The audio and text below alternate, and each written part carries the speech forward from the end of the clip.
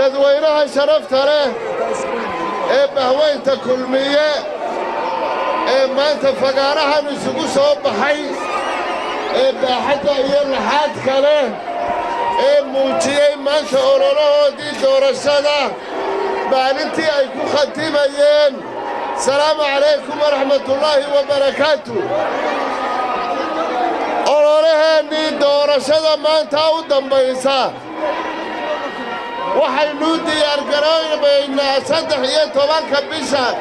inaynu ololaheennii doorashada aynu codbixinteennii galno sow diyaar ma tiidin waxaynu doonaynaa reer burco shicibka reer somalilan waxaynu doonaynaa inaynu helno dawlad horumar nabadgelyo iyo idin midaysa ayaynu doonaynaa inuu kulmiye noqdo sow maaha xilligii hore ee uu doorasho dalka inoo maamulayay madaxweyne axmed siilaayo dalkan waxa laga horseeday horumar aad iyo aad u ballaadhan ma cid baad dafiri karaysaa waddada ceerigaaba ma cid baad dafiraysaa eeriboodhada dalka caalamiga laga dhigay ma cid baad dafiraysaa darajadii ciidamada ma cid baad dafiraysaa shaqaalihii mushaharka loo labalaabay ma cid baad dafiraysaa cidda dafiraysaa waxa weeye cid aan doonaynin dalkan iyo dadkan somalilan inay maxaanku idhaahdaaye ay horumar yeeshaan waxaynu ognahay dalkan somalilan dhibaatadii soo martay muddadii 20 sannadood ahayd ee dawladdii kaliditaliska ahayd ay maamulaysay waxaynu ognahay in halka fara badan oo qadhaadh oo geesiyaal qiime iyo qadarin dalkan ku leh oo dadkii labeenta reer somalilan ahaa maanta ay ku aasan yihiin ciidda hoosteeda dalka somalilan waxaynu ognahay xisbiga waddani madaxdiisu ilaa iyo musharaxiisu waxa ay yidhaahdeen mujaahidnimadu ma aha in laga dhigto in taariikh laga dhigto in lagu ololeeyo mahadhaagii dawladdii maxamed siyaad barraan ahay baa taariikh noqonaysa ma raggii dadka laynayee melka durdura xabaalaha 3 kun ku jiraan baa laynaysaa ma eeriboortkaa burca dadkii ku jiray raggii laayay baa taariikh noqonaysaa khudbaddiisii u dambeeye wuxuu yidhi intii fulayaasha ahaabaa esanam soo hadhay raggii ragga ahaa ee geesiyaasha ahaa ee lixla ahaa ee aadan saalamaan lahaa ee ibraahim koodbuur lahaa ee ibraahim faarax dawaarro lahaa ee hurro lahaa ee mahdi cali faarax lahaa ee maxamed cali lahaa ee hebel lahaa iyo hebel lahaa rag geesiyaala bay ahaayeen ragguu leeyahay waa fulayaashii soo hadhay ma axmed milaa fulaa bartaasuu ku dhaawacmay bartaa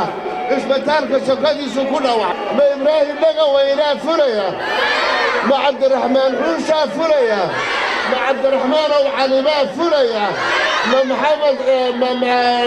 axmed siilaayaa fulaya ma ninka lagu yidhaahdo cabdisalaan yaasiin baa fulaya borofesaray wada ahaayeen buurtaa sheekh galay arrinkaa waxaannu idiin sheegaynaa oo maanta aan idiin sheegayaa maalin walba bbcdaa dhegaysataan raadiyayaashaa dhegaysataan farmaajo iyo dawladdiisaa somalilan maaga puntland baa maagta xusbiga ucid maalin walba uu ka hadlaa faysal cali waraabe waasba waa xusbi mucaarida waddani nagama xigo laakiin maalin walba isagoo somalilan daafacaya ayuu dawladda soomaaliyeed uu la hadlaa oo xoog ula hadlaa oo si adag ula hadlaa xisbiga kulmiye musharaxa musabbixi madaxda kale ee xisbigu maalin walba way u jawaabtaa farmaatiya raggeeda dowladda Soomaaliland way ka hadashaa qofkee arkay cabdiraxmaan ciro ku xigeenkiisa madaxda xisbigiisa oo ka hadlaya Soomaaliya oo ka difaacaya Soomaaliland miyaad aragteen berrinta haddii qadar allaba ay ku yimaadaanna ninka maanta ka difaaci waayo Soomaaliya Somaliland weerarkeeda ka difaaci maayo miyuu ka difaaci karaa qarankani saddex arrimood buu u baahan yahay may maqlaysaan qarankani saddex arrimood buu u baahan yahay waa koo wuxuu u baahan yahay qarannimadiisa iyo nabadgelyadiisa iyo difaaciisa in la ilaaliyo waa inta qaran waliba ilaashado waxa uu u baahan yahay inaan laydin qabyaaladeyn inaan xabaalo laydinku soo qufin inaan laydin kala qaybin in laydin mideeyana wuu u baahan yahay waxa kaloo u baahan yahay in horumar laydin gaarsiiyo nimanka xabaalaha qufaaya miyaa qaran lagu aaminayaa macnaheedu sow ma aha maalintii dhawayto burca xabaalaheeda la tilmaamayey barqada reer burcaha iskula dareera sow maaha reer burco way midaysan yihiin waa nabad waa walaalo waa tol iyo xidid xusniyada qarankana xaq bay u leeyihiin inay ku kala jiraan annaku idin collaysiin mayno walaalaad tihiin ummaddeenna waynu walaalaynaynaa iskuulladay wada dhigtaan sheekh yuusuf kownayn bay ku jiraan maxamuud axmed cali bay ku wada jiraan sheekh bashiir bay ku wada jiraan 15 May bay ku kala jiraan xagee baa loo kala kaxaynayaa ninka u kala kaxaynaya maxil baa u dhiiban karaysaan arrintaannu waxay ku soo ururtay dad baa dhaawacmay shiid baa dhacay magaalada waa la arbushay reer kulmiye soo ismaqli mayno dhallinyarada hablaha iyo inamada ee gawaadhida ka laalaada waxaan idin faraynaa idinna naftiinna ha halligina dadkana yaynaan arbushin nabadgelyadaynu ilaalinaynaa waxaa la soo hubiyey oo la hubaa oo meelo badanna lagu qabtay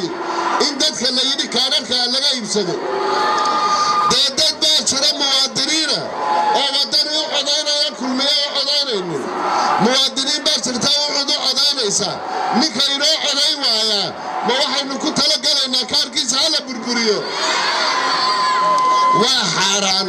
waa qaran dumis dadweynihiinna halkaa taagane dadka muwaadinkiiyo maalin qura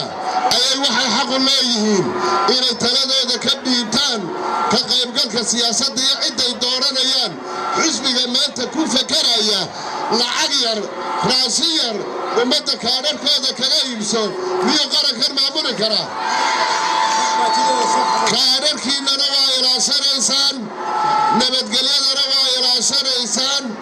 goobaha in la arbushabaa xisbiga waddani ku talagalay innaku goobaheenna arbushi mayno ciidamadeenna qaranka ee qalabka sida biliiska iyo ciidanka qaranka ee ilaalinaya